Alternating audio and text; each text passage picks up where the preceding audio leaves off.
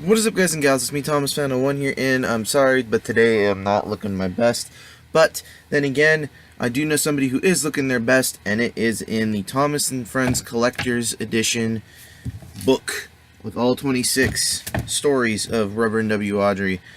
And so today we're going to be taking a look at James the Red Engine. Yes, we're going to be taking a look at James the Red Engine. We're going to start by reading James in the Top Hat.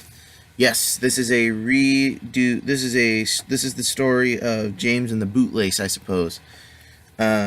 So without further ado, let's continue to get these stories read.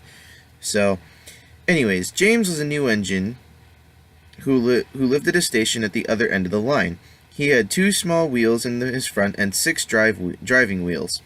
They weren't as big as Gordon's, but they weren't as small as Thomas's.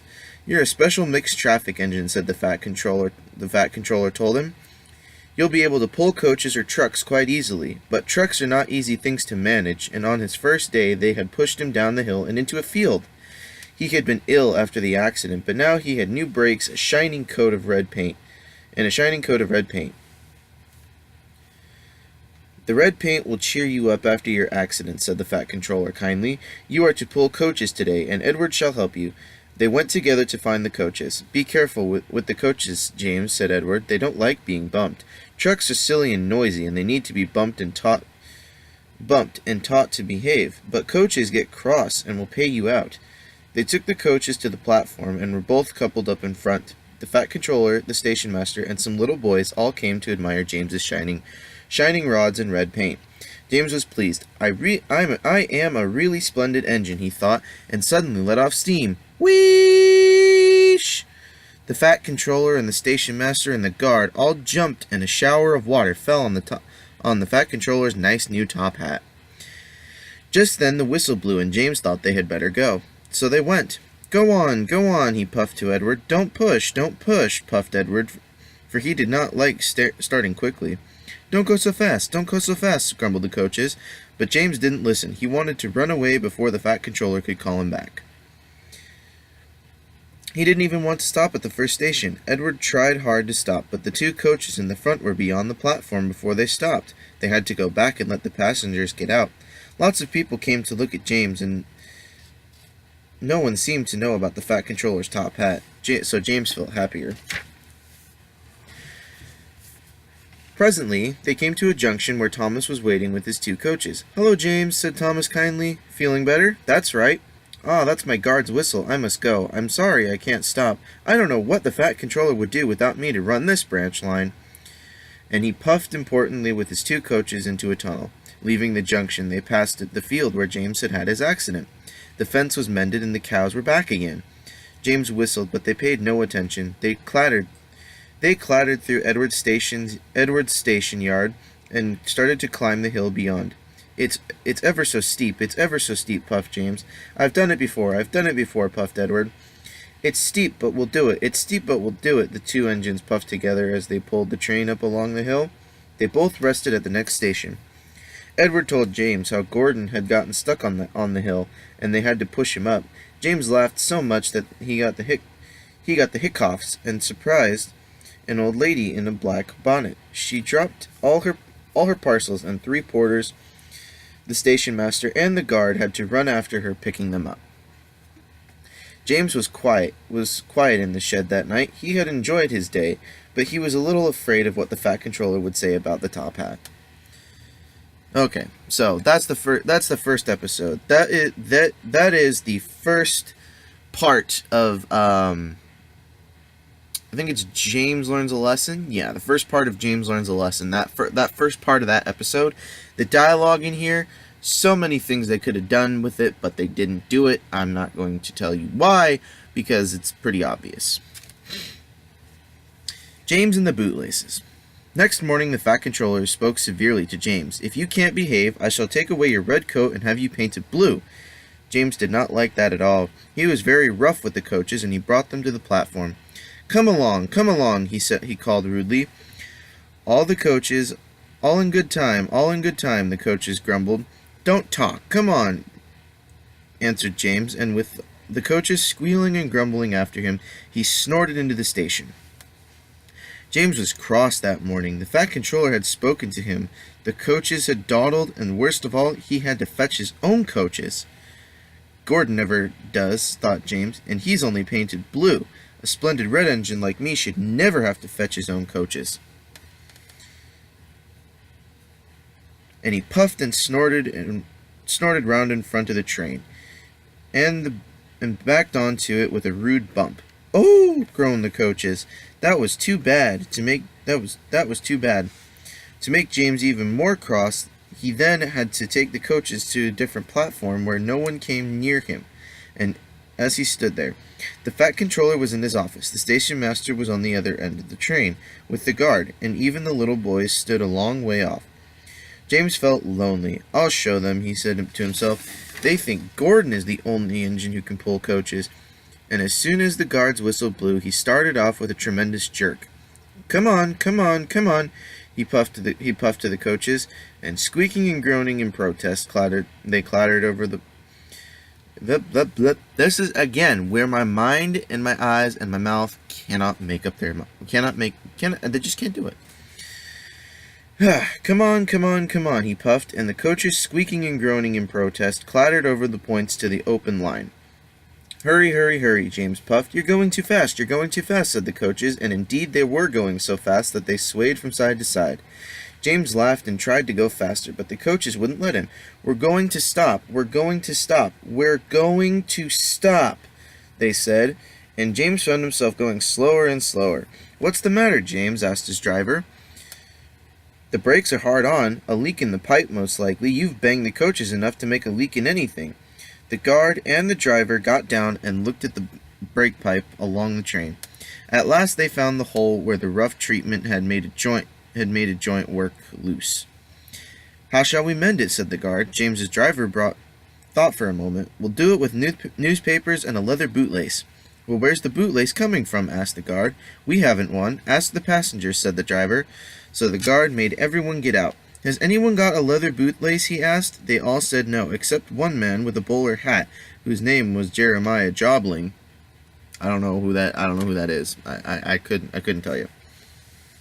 Who tried to hide his feet. "You have a leather bootlace there, I see, sir," said the guard. "Please give it to me." "I won't," said Jeremiah Jobling. "Then," said the guard sternly, I'm afraid the train will just stop where it is." Then the passengers all told the guard and the driver and the fireman what a bad railway it was. But the guard climbed into his van, and the driver and fireman made James let off steam, so they all told Jeremiah Jobling he was a bad man instead. At last he gave them his laces. The driver tied a pad of newspaper tightly round the hole, and James was able to pull the train. But he was a sadder and wiser James, and took care never to bump coaches again. Now we're on to the troublesome trucks. This is where James redeems himself. James did not see the fat controller for several days. They left James alone in the shed and did not even allow him to go out and push coaches and trucks in the yard. "Oh dear," he thought sadly, "I will never be allowed out any more. I shall have to stay in the shed for always, and no one will ever see my red coat again." Sorry, I gotta trick my neck. It's kind of bugging me. Oof. Oh. Oh dear, James began to cry. Just then the fat controller came along. "I see you're sorry, James," he said. I hope now that you will be a better engine. You have given me a lot of trouble. People are laughing at my railway, and I did not like that at all." "I am very sorry, sir," said James. "I will try hard to behave." "That's a good engine," said the fat controller kindly. "I want you to pull some trucks for me. Run along and find them." So James puffed happily away.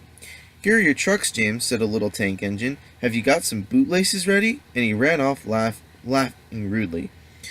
In the episode, that was Thomas, but in this, it just states it's just a tank engine, so never know. You never know.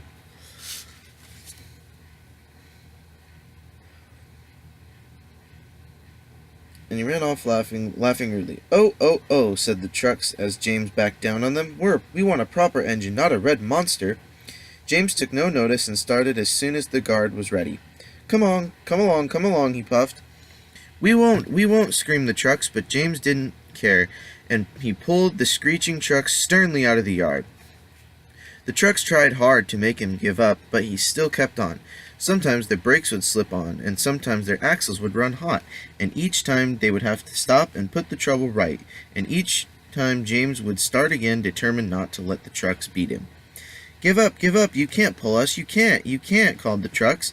I can and I will, puffed James, and slowly but surely he puffed them along the line. At last they saw Gordon's hill up ahead. Look out for trouble, James, warned his driver. We'll go fast and get them up before they know it. Don't let them stop you. So James went faster, and they soon were halfway up the hill. I'm doing it, he panted.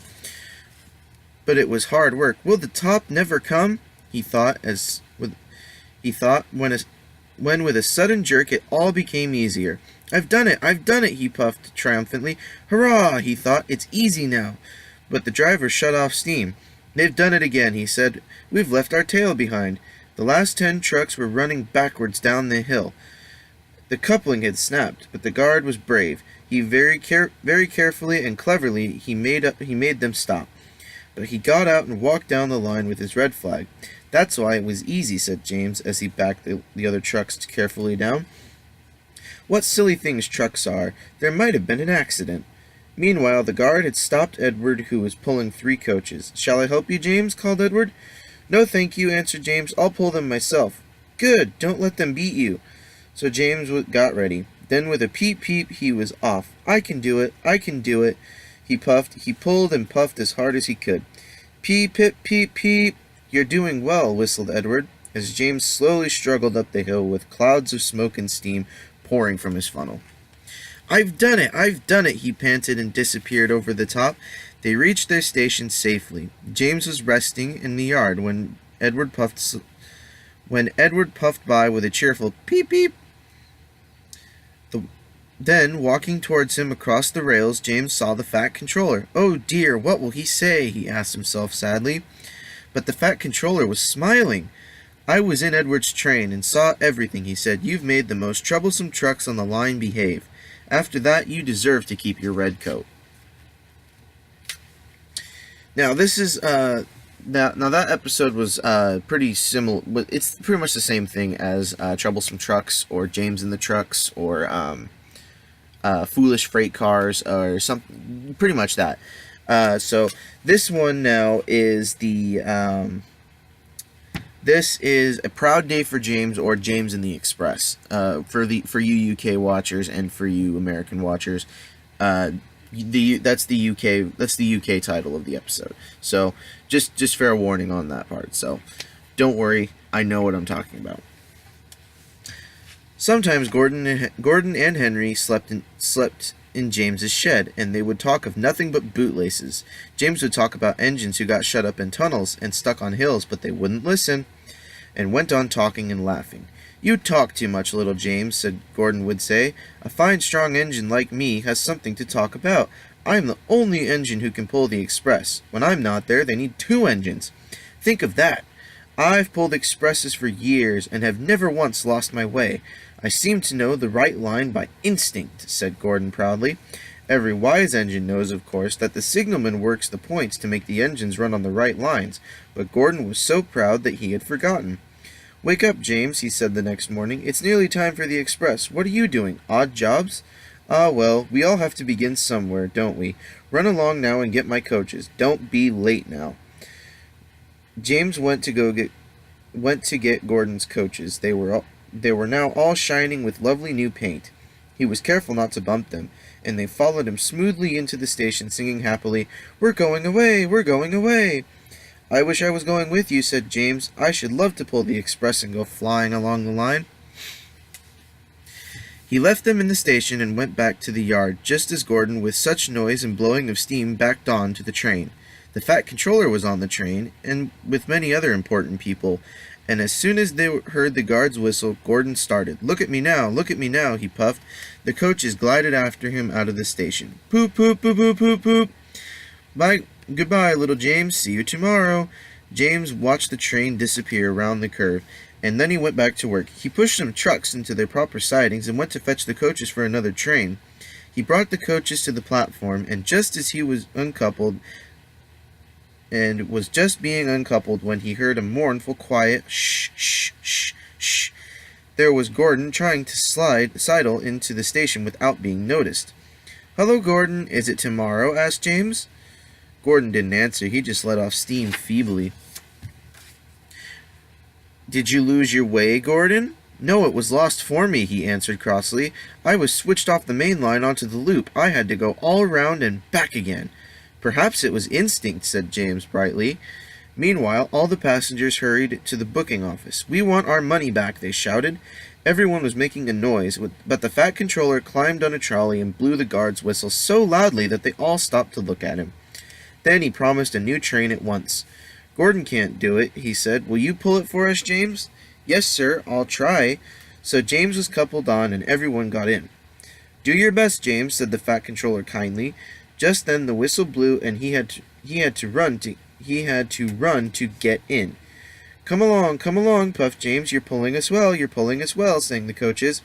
"Hurry, hurry, hurry," puffed James. Stations and bridges flashed by. The passengers leaned out of the windows and cheered, and they soon reached the terminus.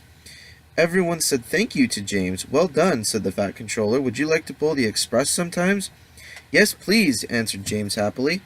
The next day, when James came by, Gordon was pushing trucks in the yard. "I like some quiet work for a change," he said. "I'm teaching these trucks manners. You did well with those coaches, I hear." "Good, we'll show them." And he gave his trucks a bump, making them cry, "Oh, oh, oh, oh." James and Gordon are now good friends. James sometimes takes the express to give Gordon a rest, and Gordon never talks about bootlaces, and they are both quite agreed on the subject of trucks. Now, that is James the Red Engine, and I hope you guys had a good episode because I loved reading this, and I really enjoyed it. So, thank you for watching. This is Thomas Sound of One saying goodbye for now, and peace.